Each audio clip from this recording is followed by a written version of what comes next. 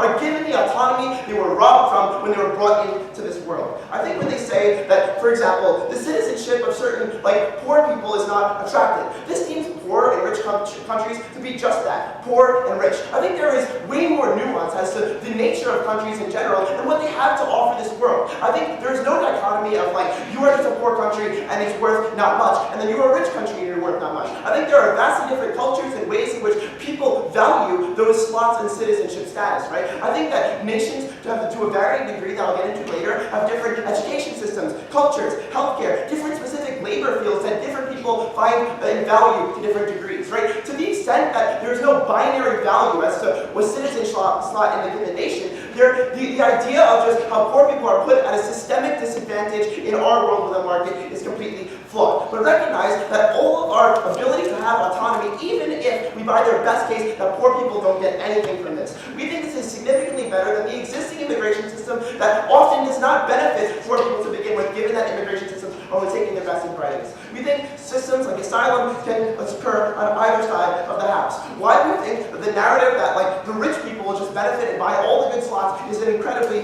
bad argument? This neglects the fact that market transactions, and why Ahmed tells you they're specifically important, is that they are consensual. And the way that comparative advantage works is that the only deal that actually is made is one in which that benefits both parties, right? This means that both people are benefiting from the trade, and that you just don't consent to giving up your citizenship if you don't like it. I think there's an idea, maybe, on opposition, that, like, poor people can be coerced into this, that because they're able to sell this for capital, that they might take that short-term decision. I think, no, poor people aren't dumb, that they can make that decision, they're not short-sighted, and believe that, like, they can sell their citizenship for what benefits them. I think they can also benefit from the fact that there are multiplicity of factors in terms of the value of citizenship in different nations, right? I think there are two advantages for poor people in this regard. First is that poor in the status quo in their world are locked in their location. We provide that mobility. But then even if we can't help all of them. But then secondarily, right, poor people are all given an innate source of capital. It means if you're born somewhere, you actually have money through which to use in the global economy. We think this is a unique advantage that they do not have on their side of the case, right?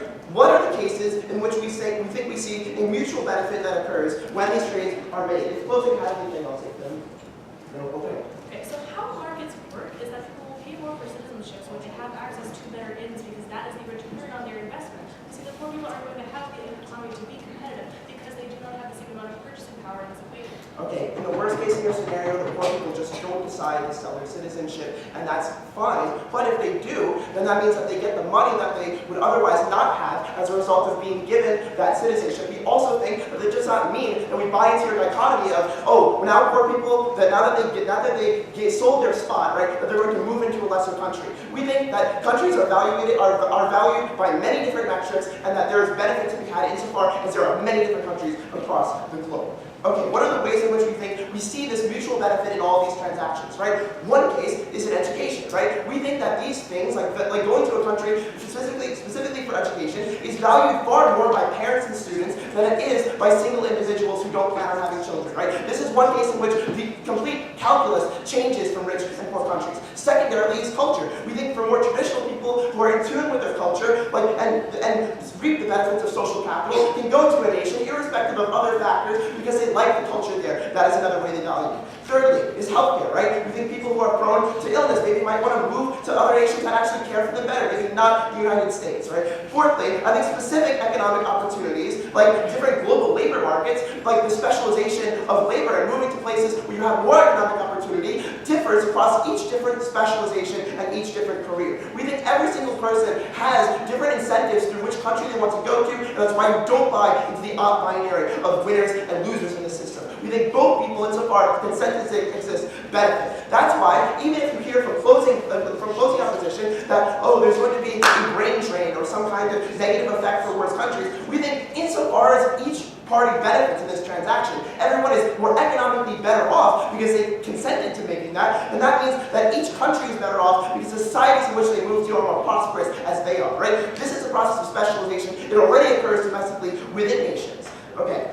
On the way, I think in terms of what you weigh in this debate, I think it's versus the status quo versus what we can have as a risk of taking this option. I think insofar as we are giving reasons why there's backlash as to why we have less immigration, the best case for them is that maybe immigration as it is gets removed and we have this new system. I think we still have to give people and empower people far more on our side of the house, even if we get rid of all existing immigration. We still have the ability of everybody to move because they have an innate source of capital and their multiplicity of interests, right? We think that current immigration system, insofar as they arbitrarily apply and go against the fundamental principle of the birth lottery, means that you're telling people that they are different, that they don't deserve to be in your country, and that it's a flawed way to have immigration. I think insofar as we empower everyone and give them a source of capital to move, that we are very proud to oppose. And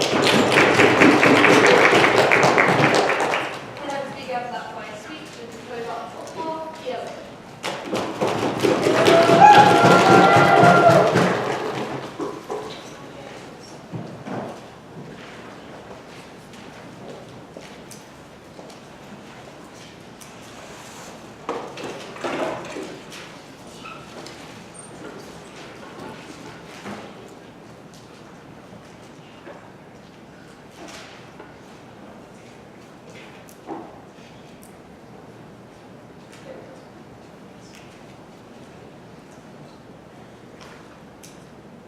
Opening government has given us a lovely case about why people should be able to move wherever they want.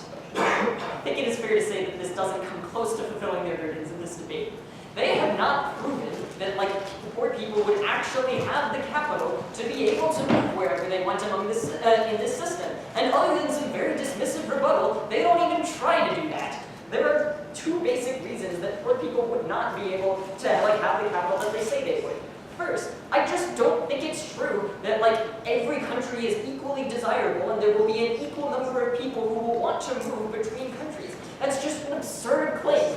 Push-pull factors exist. There is a reason why there are a lot more people from Mexico who want to come to the U.S. than there are people from the U.S. who want to go to Mexico. It's because the U.S. has certain infrastructure. The U.S. has certain economic opportunities. It is absurd to say that just because some people culturally identify with different places, that means they're going to want to move. There are some places that are just in fact more beneficial to certain people and larger numbers of people than others. I agree that there would be some movement between every country, but I don't see why it's just absurd to say that this would be equal. What this means is that their analysis about why coercion doesn't happen falls out, because there would necessarily be some poor people who would move not because it's what they actually want to do, but because there is a rich person who wants to buy their citizenship from them and they need that short-term cash. What this means is that that absolutely is coercion. We think that first of all, these poor people don't have much bargaining power in terms of deciding where they want to go. A poor person, if a poor person needs money, they often need it right then, and so they're not going to be able to do much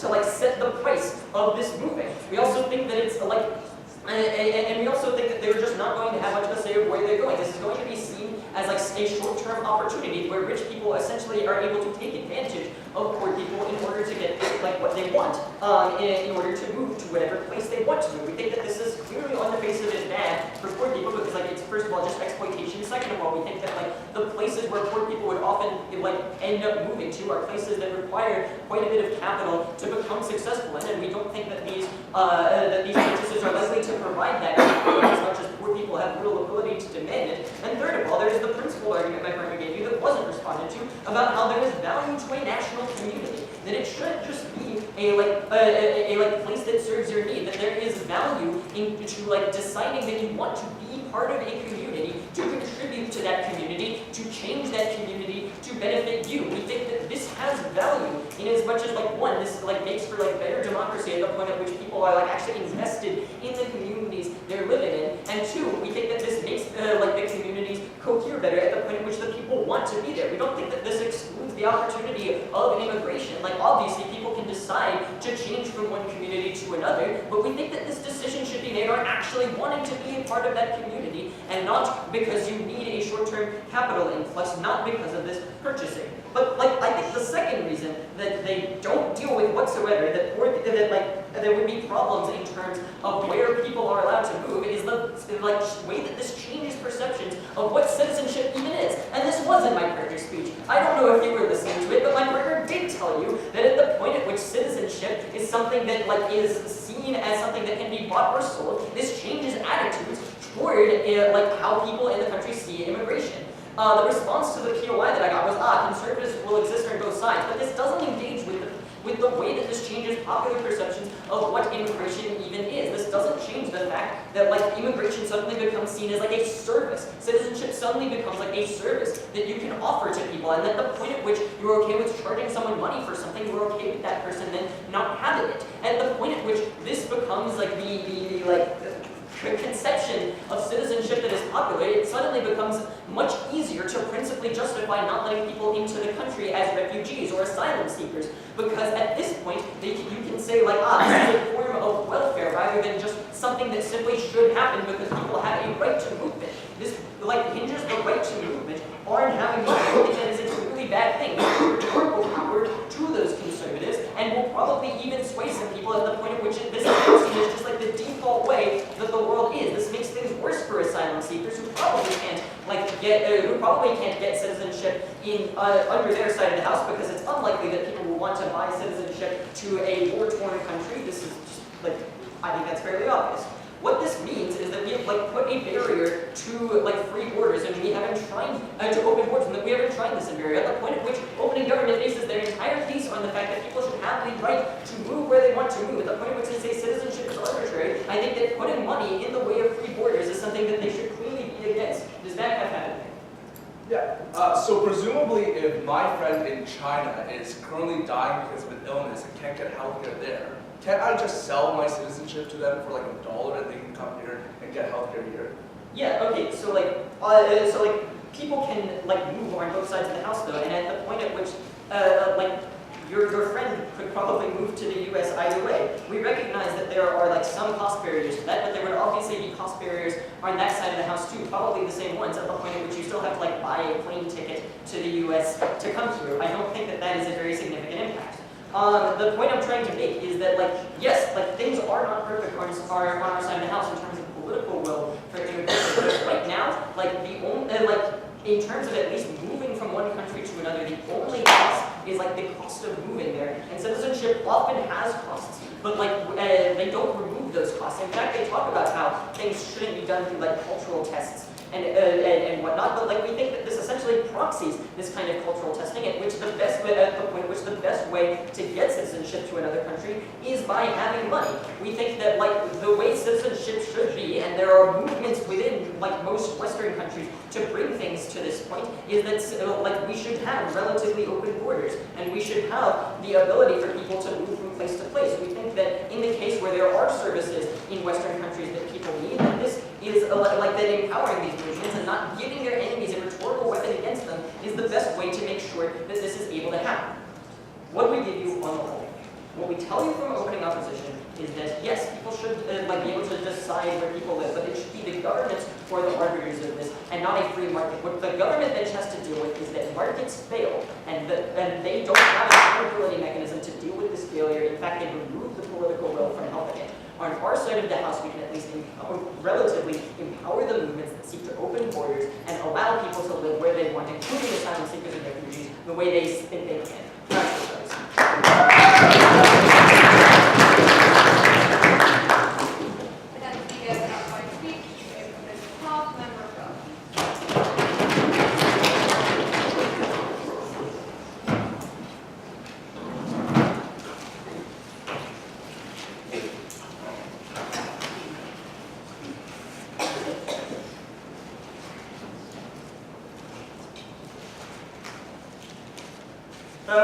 I don't think OG was creative enough. I have 4 extensions. First, why competition is likely to drive down prices so that it is far more accessible. Secondly, about the ability to trade your citizenship for the cheapest price possible to help your friends and family gain services. Third, how this affects politics so that immigration is more likely to happen in the future. And fourth of all, even in the worst case scenario, if all the elites leave these developing countries, why that is still better for those developing countries. First, on competition. So, a little bit of context here. So, my grandma has like Canadian citizenship because she speaks okay English, and she decided to move back to China later on. So what happens here is a lot of groups of individuals, especially immigrants, go into a country and afterwards decide to themselves, presumably because they can't be stateless, so they have to have some other citizenship, so likely they have to have dual citizenship, and decide for themselves that they want to go home and they have to leave afterwards. So what happens is that many of them just want a quick cash transfer, so they sell their citizenship right away and then try to end up selling it right away. What does that mean in terms of the access for citizenship? That means that my grandma is now the person that sells citizenship for the very cheapest, wants a quick cash transfer right away, meaning that it's far more likely that she drives down every other price on the market as well. Because immediately, there's no like increased possible profit you can get out of citizenship, because like all citizenship is equal, right? So now every person that wants to sell their citizenship now has to compete against my grandma, who has the cheapest bid forward for their citizenship. So my grandma decides to give it for like $10, then that's totally fine, because now everybody has to sell it for $10. Otherwise my grandma's going to be the only one that gets this bid. So maybe it is more likely that the rich are still going to afford it, but competition still manages to drive down these prices. So it's more likely that people are willing to go to it. I just want you to imagine the scale and size of this market, right? This market is literally every person in Canada and US or wherever that has dual citizenship and thinks it might be a cool idea to probably go home and spend their days at home instead. And that is the entire market. That is literally millions of people that are able to drive down these prices. Because if a single one of them decides to give the slightly lower deal, every other one of them needs to give that lower deal as well. Secondly, about trading citizenship. And this was where the people I had asked was really important. If I had a friend or a family member that I thought wasn't able to pass the citizenship test, but I thought that I really wanted to help him out, this gives me a huge opportunity to. Because I can say to my little brother, hey, I want to go to the University of Toronto now because I have Canadian citizenship and it's far easier for me to get paid domestic fees and it's a lot cheaper. And then afterwards, I can give my citizenship to you for like $1, and then afterwards you can go and access the same service. This is the same thing for healthcare too, right? If my friends in China can't speak English, so they can't pass the Canadian citizenship test, they get a disease and the Chinese healthcare infrastructure isn't very good for them, then I can also sell to them for an incredibly low price, and then they can go to Canada and access the healthcare services there as well. So, importantly, this allows for immigrants who oftentimes, or people with dual citizenship, like literally anyone with dual citizenship, to suddenly give it to their friends and families as a service for a much cheaper option so that they can access services in another country as well. Next then, on politics. This is where I want to address a lot of opening opposition's claim that you're likely to get backlash and that there's no conception of what citizenship is on government. I don't care what the conception of citizenship is on government. But what I do care about is whether or not you're able to pass immigration policies later on for all other groups of individuals. What happens now? In the status quo, there is a problem in that nobody wants to vote for laxer immigration reform. The reason for that is because there is no benefit to them, and it never becomes a voting issue, and it never becomes a priority for their voting issue. But suddenly you open up a massive block within these countries that think, I can get a profit if I sell my citizenship. I want to lower the amount of regulations on how hard and difficult getting into this country actually can be. So, it doesn't matter if I am a white nationalist Irish American, if I think, oh, I might want to move back to Ireland now, and maybe I want to sell my citizenship, maybe I wouldn't support the Muslim ban because I didn't sell my citizenship to a Muslim that can now get access to this country as well. Meaning, there is an active profit incentive now for voters who care about laxer immigration reform as well. Meaning that if you buy any of OG's arguments that it is bad for these people to be trapped within states, great. This is the way in which you're getting political push forward in order to make sure that less people are trapped within these states. Because suddenly there is an active incentive for voters to care about laxer immigration reform as well. Because it actively hurts their own pockets and actively hurts their own profits as well. What are the impacts of this? Many. First of all, it cuts down on ethno-nationalism, both in terms of immigration policy, but also because if you buy our premise that more people will be able to get into this country,